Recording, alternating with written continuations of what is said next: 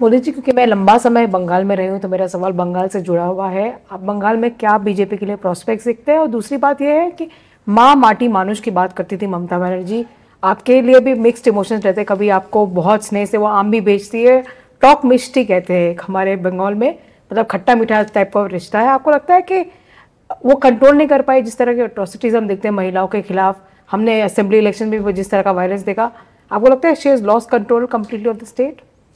ऐसा है कि उनको ये राजनीति सूट करती है, इसलिए वो सरकारी मशीन का उपयोग ही इस मकसद के लिए करती है।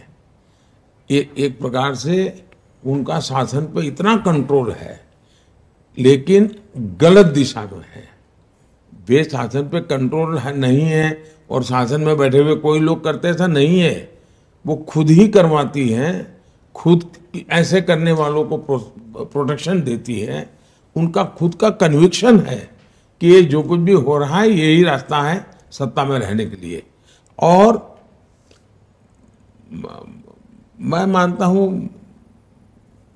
मुख्यमंत्री जी मुझे आम भेज दें या मिष्टी दही भेज दें, वो तो शायद एक प्रोटोकॉल के हिसाब से वो करते रहते हैं।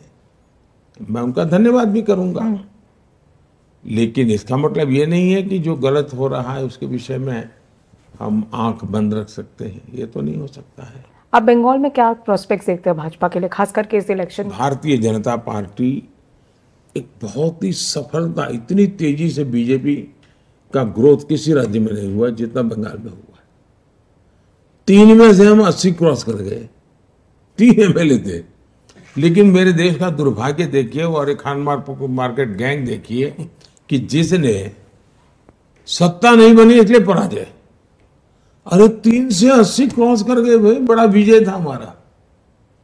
लेकिन खान मार्केट गैंग ने देख लिया कि भाजपा के तो सपने खत्म हो गए।